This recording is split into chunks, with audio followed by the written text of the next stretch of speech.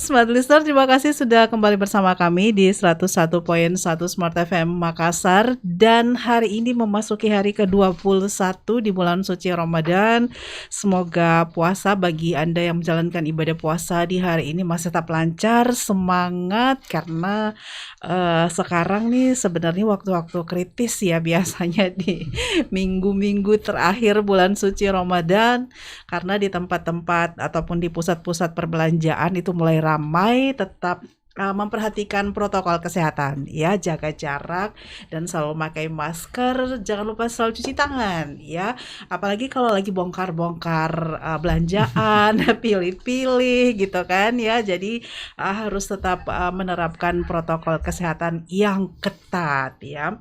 Baik, hari ini Smart Listener, senang sekali saya Silvana Roslin hadir untuk Anda semuanya mengantarkan tamu spesial kami di pagi hari ini di hari ke-21 bulan Ramadan. Kita silaturahmi nih ya, membawa berita-berita baik, berita-berita bahagia tentunya. Dan atas nama Smart FM Makassar, kami berterima kasih banyak sekali ya untuk Pelindo 4 yang akhirnya bisa hadir di kantor Smart FM Makassar di hari ini. Ini susah sekali nih nyari waktunya soalnya ya, Smart Listener sibuk ya, harus memang di masa pandemi meskipun dengan protokol kesehatan yang ketat tetap harus menjalankan aktivitas, menjaga aktivitas tetap terjaga begitu ya. Baik, saya ucapkan selamat datang nih buat Bapak Dwi Rahmat Toto untuk hadir di Smart FM Makassar. Hari ini beliau adalah sekretaris perusahaan atau biasa disebut corporate secretary ya dari PT Pelindo 4. Terima kasih Pak. Assalamualaikum warahmatullahi wabarakatuh. Waalaikumsalam warahmatullahi wabarakatuh, Mbak Ana dan rekan-rekan Smart dimanapun berada. Iya, terima kasih ya Pak sekali lagi sudah hadir di studio kami hari ini. Ini memang oke. Beginilah new normal ya, New Pak normal, ya. betul. Kita harus tetap pakai masker, Iya. jaga jarak untuk melakukan talk show atau sedikit bincang-bincang dengan Pak Toto ya dipanggilnya ya, Pak ya. Iya, baik. Di hari ini. Oke, Pak, karena ini bulan suci Ramadan ya, langsung saja nih saya ingin sedikit tahu nih bagaimana aktivitas di lingkup Pelindo sendiri, Pelindo 4 ya, khususnya selama bulan Ramadan ini. Baik, Mbak Silvana. Ya. Mbak Silvana atau Mbak Ana ya Ana nanya? Oh, aja, Mbak Ana. Pak, ya. Baik, Mbak Ana. Pelindo 4 kan salah satu badan usaha milik negara yang mengelola infrastruktur strategis lah. Ya. Nah, di bulan suci Ramadan dan dalam kondisi yang pandemi ini, aktivitas kita tetap berjalan dengan baik dan lancar, tentunya dengan tetap memperhatikan protokol kesehatan. Iya. Jadi kita melaksanakan kegiatan-kegiatan bongkar muat barang, peti kemas, pelayanan penumpang itu tetap berjalan dengan baik dan lancar. Ada peningkatan kan Pak ya selama bulan Ramadan ini untuk aktivitas di trennya lingkup memang Pelindo? ada Iya. meningkat sedikit, Mbak Ana. Biasalah kalau awal Ramadan memang Iya. arus barang cukup meningkat. Tapi memang biasanya itu sebelum Ramadan pun sudah peningkatan arus barang sudah terjadi sebetulnya. Iya. Seperti itu. Nah, cuma memang yang agak menurun ini memang arus penumpang, Mbak Ana. Iya. Ya, karena kita tahu kan memang saat ini di beberapa daerah memang masih ada pembatasan. Iya. Jadi arus penumpang kami itu menurun cukup drastis sebetulnya. Tapi berapa persen tuh Pak penurunan? kalau di tahun 2020 lalu realisasi kita itu sampai 50%, Mbak. Oh ya, padahal Iya. 2020 juga sudah masuk era Covid kan ya? Betul. Jadi hanya kegiatan penumpang itu di 3 bulan pertama 2020, terus menurun secara drastis ya sampai di tahun 2021 dampaknya masih walaupun sudah mulai sedikit-sedikit ya. Tentunya dengan program-program pemerintah, ada vaksin apa semua. Iya. Sehingga aktivitas perekonomian mobilisasi orang melalui kapal laut sudah mulai ada. Mulai ada pun ya. Oke, tadi dengan aktivitas yang tetap berjalan lancar di lingkup Pelindo 4 sendiri, tentu juga dilakukan, tapi di satu sisi penyesuaian di era normal ini seperti Betul, apa betul. dalam layanan kepelabuhanan? Ya, pertama memang kita secara mau tidak mau harus bertransformasi. Ya. Di pelayanan pelabuhan sendiri yang tadinya bisa orang datang harus tatap muka, kita mulai menggunakan digitalisasi, Mbak Ana. Ya. Jadi beberapa yang sudah kita launching itu kayak pelayanan kapal itu dengan sistem Vespa. Vespa itu memang aplikasi yang memang kita buat sendiri. Dana Pelindo itu Vessel Service Pelindo 4. Oh, seperti itu namanya. Terus itu apa saja yang bisa didapat dari akses digitalisasi tersebut? Vespa itu juga sudah bisa di-download di Apple Store sama di Google Store sudah bisa. Itu sudah layanan-layanan apa saja? Layanannya Pak? Memang itu Vespa khusus memang untuk pelayanan kapal, Pak. Tapi sudah kita upgrade untuk bisa melayani barang juga. Jadi kalau kita tahu kan prosedur di pelabuhan, kalau kita sebelumnya harus datang, kita membawa dokumen namanya PPKB, permohonan pelayanan kapal dan barang. Sekarang dengan aplikasi itu bisa langsung di kantor sendiri. Langsung masukkan datanya, nanti akan terekod, nanti akan di-plotting untuk pelayanannya. Termasuk kita, ya itu tadi karena pembatasan pegawai atau pekerja, jadi termasuk untuk pengalokasian sumber daya manusia kami di situ di-plot, Mbak. Jadi seperti itu. Jadi pegawai juga bisa standby dari rumah, tapi begitu ada kegiatan dia langsung melayani. Dan itu bisa tetap real time ya, artinya kinerja juga makin meningkat di kami seperti itu. Karena secara online secara online bisa langsung terpantau begitu. Pak Toto dan juga Smart Listener, ini tadi sudah disinggung tentang bagaimana upaya dari Pelindo 4 untuk expand untuk mengembangkan layanan ke arah digitalisasi. Nah, ini merupakan salah satu transformasi bisnis Pak Toto ya. Ini bisa diceritakan bagaimana sekarang dan upaya-upaya ke arah sana untuk pergeseran ke digitalisasi seperti apa yang dilakukan oleh Pelindo 4? Ya, jadi Mbak Ana, memang konsen Pelindo 4 itu memang salah satunya di digitalisasi. Saat ini kita sedang memperbarui untuk master plan IT kita. Di situ nanti semua pelayanan kita berbasis digitalisasi. Termasuk yang sedang kita bangun ini Makassar Newport, Mbak. Itu nanti semi otomatis. Jadi memang seperti kendaraan truk atau operator-operator itu nanti akan terpusat di suatu sentral di control tower. Dan di situ nanti minimal sekali terjadinya kesalahan seperti itu. Jadi semua itu di pelayanan peti kemasnya, di pelayanan barang sendiri kita menuju kepada aplikasi kita yang versi terbarunya sedang di-upgrade terus ini, yang bisa untuk memenuhi semua kebutuhan pelanggan ya. Jadi pun kita pembayaran juga bisa langsung cashless, jadi tidak harus datang, dan itu bisa dicek di ATM atau apa, nota dan sebagainya. Masih bersama Pak Toto atau lengkapnya Bapak Dwi Rahmat Toto. Beliau adalah Corporate Secretary dari PT Pelindo 4. Pak Mas Toto, Pak Toto ya. Tadi sudah menyinggung sedikit mengenai digitalisasi, kemudian hal ini juga berimbas kepada activity di lingkup Pelindo 4, termasuk yang tadi sudah disinggung adalah aktivitas di MNP, karena ini akan terasa sekali perubahan pergeseran digitalisasi itu di aktivitas Makassar Newport.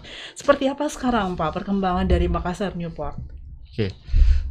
Makassar Newport sendiri memang program strategis nasional yang ditetapkan dengan keputusan Presiden, Inpres terakhir itu Inpres nomor 106 tahun 2020. Nah, jadi memang di pembangunan itu untuk menjadikan sebetulnya Kota Makassar itu kembali ke kejayaannya. Dulu kan kita tahu lah ya, pada zaman Belanda dulu Makassar itu menjadi pusat dari rempah-rempah, pusat-pusat perdagangan. Nah, tapi karena karena nenek moyang kita seorang pelaut ya Pak. dan orang Bugis kan kita tahu ada di mana saja kan gitu. Iya, iya. Nah, itulah salah satu program kita, dan saat ini pembangunan Makassar New Port itu kita mulai di tahun 2015 dulu. Groundbreaking-nya oleh Pak Presiden Jokowi pada saat awal dulu menjabat, dan untuk tahap 1A itu sudah beroperasi, pembangunan selesai di 2018 akhir. Kita sudah soft launching dan sekarang sudah dioperasikan. Saat ini kami lanjut melakukan pembangunan untuk tahap 1B dan tahap 1C. Seperti itu. Yang tahap 1 ini meliputi apa, Pak? Tahap 1A ini meliputi dermaga sepanjang 360 meter. Terus lapangan 15 hektar. Dilengkapi dengan peralatan. Kita sudah ada namanya 2 unit pos Panamax. Jadi pos Panamax itu bisa untuk melayani kapal-kapal yang generasi ketiga sampai generasi keempat. 2 unit kontainer crane yang tipe Panamax. Terus ditambah dengan head truck dan RTG. Karena sistem pelayanannya masih semi manual sebetulnya yang saat ini. Iya, jadi sekarang dilanjutkan untuk tahap 1B dan 1C-nya. Harapan kita itu akan beroperasi di pertengahan 2024 memang. Secara full ya. Secara full. Nanti secara total itu memang kapasitas Makassar New Port itu sebenarnya 2,5 juta TEUs per tahun, Mbak, bayangkan. Ya, lumayan ya. 2,5 juta itu dengan total panjang dermaga 1.500 panjang, 1.600 panjangnya, terus dengan seaway-nya sekitar 50 hektar lebih. Itu. Tapi dengan sistem yang kita gunakan, yang sistem terbaru, dengan otomatisasi, itu bisa meningkatkan kapasitas sehingga sampai 2,5 juta TEUs. Iya, kalau sebagai bayangan dari pendengar sendiri ya Pak Toto, ini dibandingkan dengan yang sekarang dengan 2,5 juta TEUs itu berapa persen? Kalau traffic pelabuhan Makassar sendiri rata-rata saat ini ya itu sudah hampir mencapai 700.000. Kalau kita lihat fasilitas kita yang ada sebetulnya di Terminal Peti Kemas Makassar itu sudah hampir mendekati titik jenuh, titik sudah kapasitas sudah optimal. Sehingga kita bangun Makassar New Port, dan sekarang sebagian aktivitasnya itu memang sudah mulai beralih ke MNP. Sekarang rata-rata per bulan itu kita sudah layani 12.000 TEUs ya.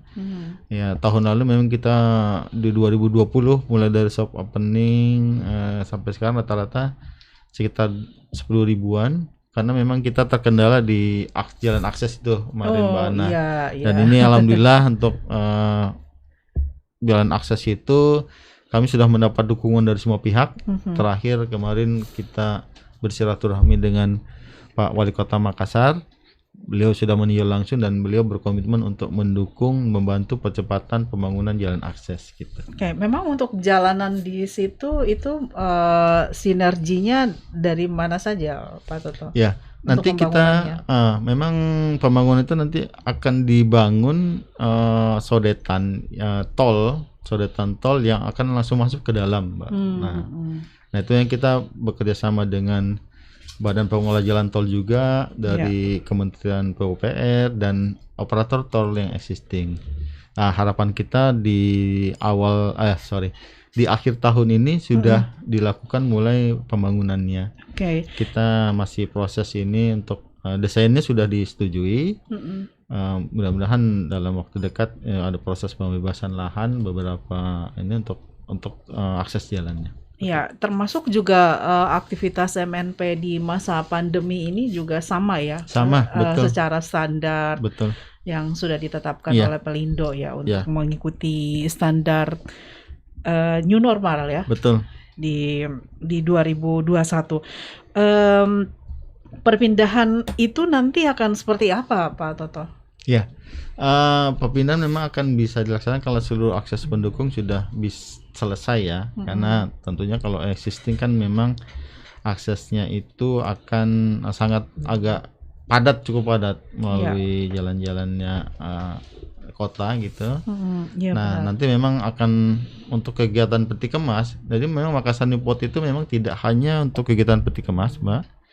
Jadi nanti akan ada sesuai konsep rencana tata ruang Kota Makassar juga itu ada sumber energi di situ di sebelah kanannya, dan secara ultimate nanti akan ada kawasan industri yang terpadu dengan Pelabuhan Makassar sendiri. Jadi kawasannya sudah ada pelabuhan, ada kawasan industri, ada pelabuhan yang terbuka internasional. Iya.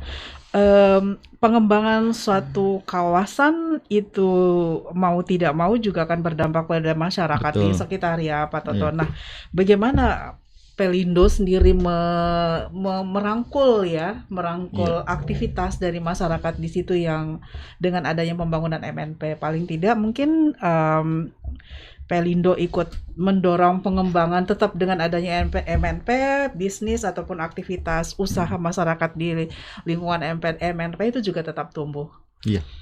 Jadi memang dengan pembangunan NPP ada beberapa kelompok masyarakat yang berdampak, dan kami memang untuk itu kita ada program-program untuk peningkatan perekonomian masyarakat sekitar. Iya. Ada beberapa program yang kita laksanakan, yang baru kemarin ya hari Sabtu ya Mbak Ana, tanggal 1 kita untuk ke pemerintahan sendiri kita memberikan bantuan 4 unit kendaraan sampah kepada kelurahan di situ. Sudah itu untuk masyarakatnya sendiri kita sudah menyusun program dan sudah mulai dilaksanakan. Pertama kita memberikan bantuan asuransi bagi nelayan, Mbak. Di situ yang tercatat di kita memang sekitar 38 kelompok nelayan, tapi tentunya mungkin masih ada yang belum tercatat.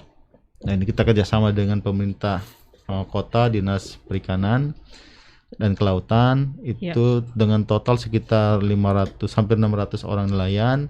Itu akan kita asuransikan asuransi jiwa.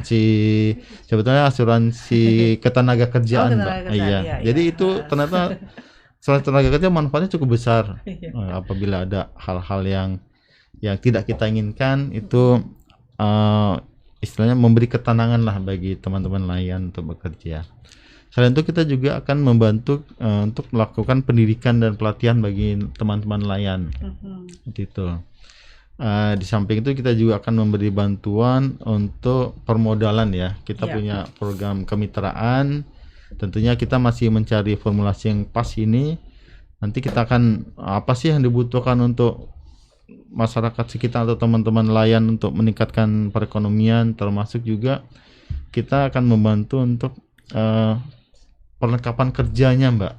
Ya, artinya mungkin ada motor tempel kah atau apa yang dibutuhkan, dan ini kita sudah berapa kali ketemu dan alhamdulillah dari kelompok lain juga sangat menyambut baik program ini. Dan kita masih koordinasi lebih lanjut dengan pemerintah kota. Mungkin ya harapannya di setelah Lebaran nanti sudah ada yang bisa kita sampaikan secara real gitu. Ya. Ini adalah bagian dari program CSR ya? Betul. CSR, oke. Ada hal lain lagi yang akan disampaikan oleh Pak Toto ya tentang CSR, bagaimana Pelindo 4 meraih Top CSR Awards 2021, kategori Start 4 dan Top Leader on CSR Commitment 2021. Apa sebenarnya artinya ini dengan award yang diterima oleh Pelindo 4? Baik, yang terbaru karena Pelindo 4 baru saja meraih Top CSR Awards 2021 kategori Start 4 atau bintang 4 ya, dan Top Leader on CSR Commitment 2021. Ini artinya apa ya Pak Toto dengan penghargaan ini? Apa sebenarnya yang sudah dilakukan oleh Pelindo 4? Ya, ini alhamdulillah, jadi Pelindo 4 memang terakhir kemarin di akhir April ya. Mendapat award Top CSR Award dan Top Leader on CSR. Nah, ini diberikan oleh penyelenggara ya dari Top CSR Award itu. Jadi memang ini penyelenggara pelaksanaannya rutin setiap tahun. Ini memang mereka memberikan penilaian terhadap program-program CSR yang dilaksanakan oleh perusahaan-perusahaan, utamanya BUMN sebetulnya. Ini memang afiliasinya dengan BUMN. Nah, apa yang kita lakukan? Nah, ini Pelindo 4 memang konsen ya terhadap peningkatan masyarakat yang ada di sekitar. Jadi kita punya dua program utama sebetulnya. Pertama adalah program kemitraan. Jadi program kemitraan adalah program peningkatan kemampuan usaha kecil sehingga bisa mandiri. Ini yang kita berikan adalah bantuan yang kita berikan. Pertama memang kita memberi bantuan dana, Mbak. Mana jadi itu bisa digunakan untuk pertama dia bisa beli aktiva, misalnya dia ingin beli peralatan investasi kendaraan atau mesin atau apa yang bisa mendukung aktivitasnya, dan dana itu juga bisa digunakan untuk penyelesaian pekerjaan. Misalnya dapat order nih cukup besar, ternyata waduh modalnya kurang, itu bisa. Dan kita juga memberi pelatihan terhadap mereka seperti itu. Jadi kita membuat capacity building, kita bekerja sama dengan pihak-pihak yang terkait untuk meningkatkan kemampuan dari UMKM tersebut. Nah, di tahun 2020 sendiri total dana yang kita salurkan memang sekitar 7,3 miliar. Itu alokasinya pertama untuk sektor jasa, terus ada sektor perikanan. Perikanan itu petani rumput laut yang ada di Takalar dan kelompok petani udang di Samarinda seperti itu. Kita total itu alhamdulillah bisa meningkat kemampuan mereka, cuma memang agak ada peningkatan dari tahun sebelumnya, betul. Pak. Ada beberapa, kalau kita memang sasaran kita memang ada berapa ini, ada 8 sektor sebetulnya. Ada industri, perdagangan, pertanian, peternakan, perkebunan, jasa, dan sektor lainnya. Nah, itu sejak tahun 95 itu sekitar total mitra binaan kita itu sekitar 2.960-an. Ya, di lingkup Pelindo 4. Jadi memang karena wilayah kerja kita ini ada di 11 provinsi, Mbak Ana. 11 provinsi. Provinsi betul. Di seluruh Sulawesi, di Kalimantan Timur dan Kalimantan Utara, seluruh Maluku dan Maluku Utara, dan seluruh Papua. Jadi kita memiliki 24 cabang pelabuhan yang kita kelola di 11 provinsi. Nah, di samping itu kita juga punya namanya program bina lingkungan. Ini yang CSR Murni yang memang kita memberikan PKBL ya. Kepedulian Pelindo 4 terhadap masyarakat sekitar. Jadi ada 8 program ya. Pertama untuk penanggulangan bencana, seperti kemarin ada bencana di Sulbar misalnya, itu Pelindo 4 salah satu yang pertama lah memberikan bantuan seperti itu. Kita langsung turun ini, Pak Iqbal kemarin yang langsung turun ke sana.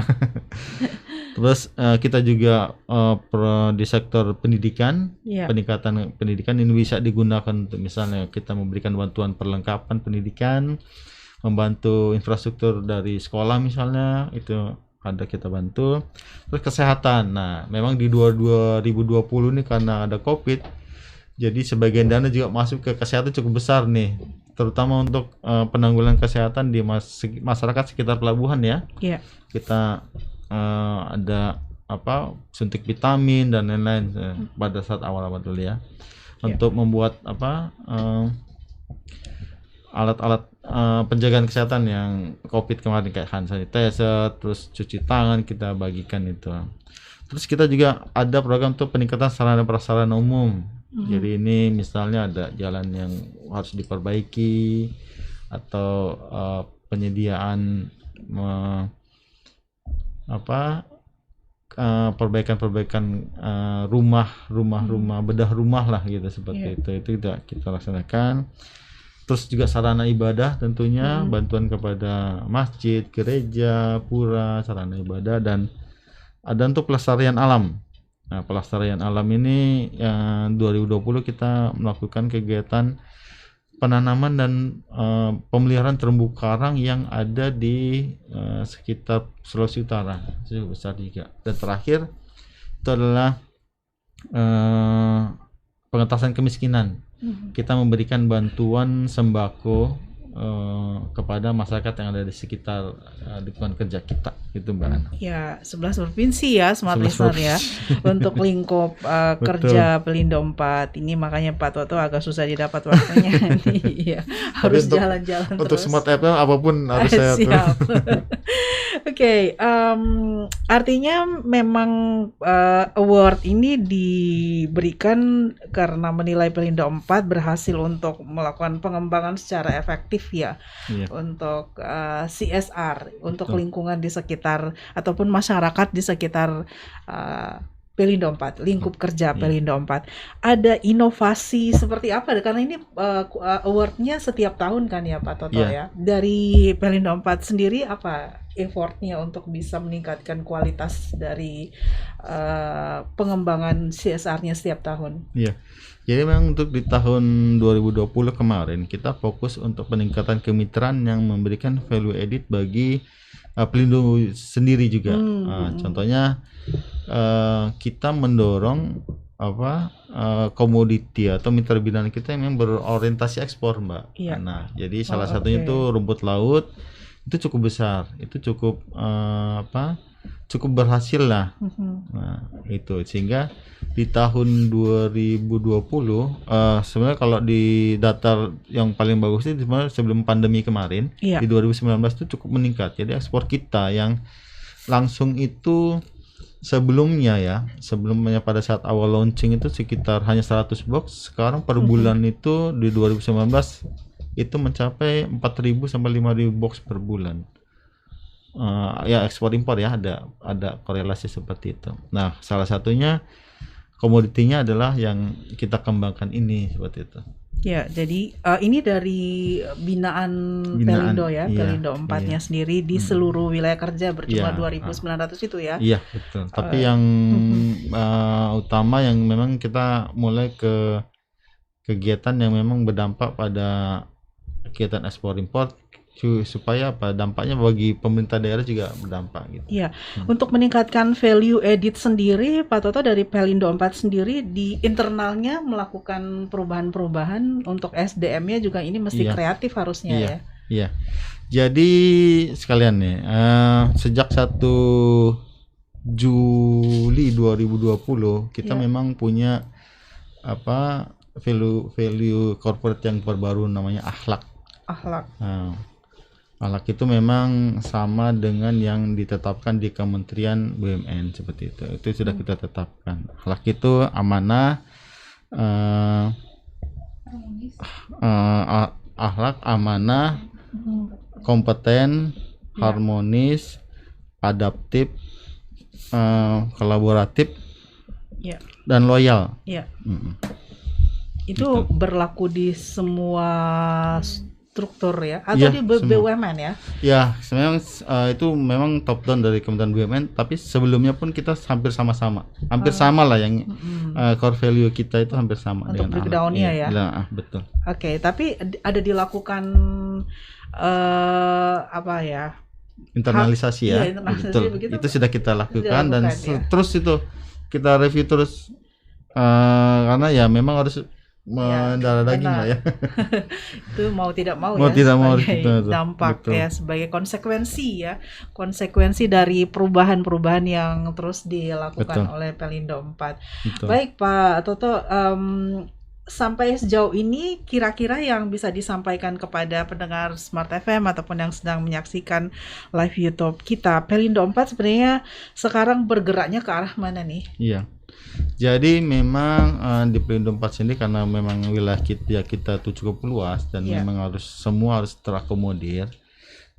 Kita memang yakin bahwa masa depan Indonesia cuma ada di timur, Mbak Ana. Benar. Jadi, matahari terbit dari timur. Matahari terbit dari timur.